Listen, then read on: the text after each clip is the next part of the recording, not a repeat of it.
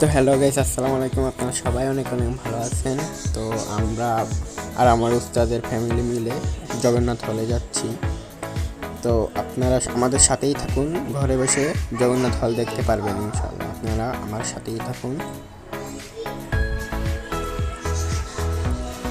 আমরা এখন বাসা থেকে বের হয়ে যাচ্ছি,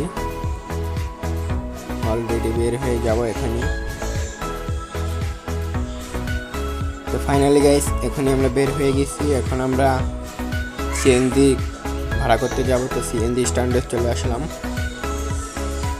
সিএনজি আলা 450 টাকা চাইছে, তো আমরা 300 টাকার আবদার করছি, দেখি রাখে কিনা।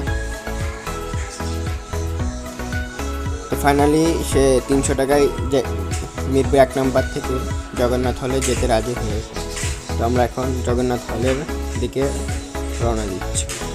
অনেক জ্যাম রাস্তায়, দেখুন গাইস, কি জ্যাম! এই জ্যাম খালি ঢাকা শহরে অনেক জ্যাম।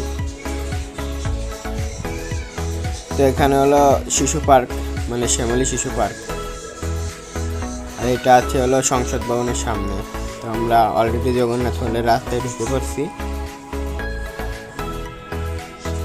অলরেডি আমরা জগন্নাথ হলের আশেপাশে চলে আইলাম, সিএনজি থেকে নামছি। তো হলের ভিতরে ঢোকার জন্য রওনা দিচ্ছি। সবাই আমার সাথে থাকবেন, দেখবেন আপনারা জগন্নাথ।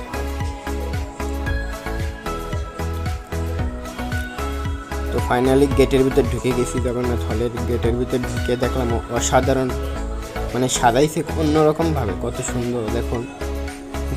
মানে গাছের উপরে ছোট ছোট গাছ, তার উপরে জোনাকি বাতি, কত সুন্দর দেখতে না লাগে।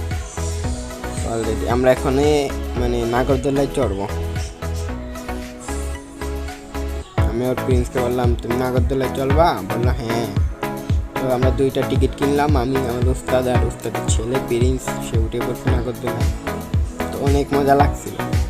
প্রিন্স বলতেছিল আমার ভয় লাগছে, বাট তারপরেও বললি নামাই দিমু, ভাই না তাও চলবো।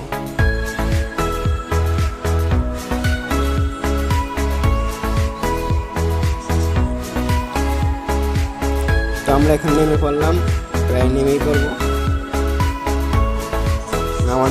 নামানোর জন্য প্রস্তুতি করতেছে। অলরেডি নেমে গেছি আমরা। এখানে ঘোড়ার ড্রাগনের উপরে উঠে পড়ছি, আমি, আমার উস্তাদ আর আমার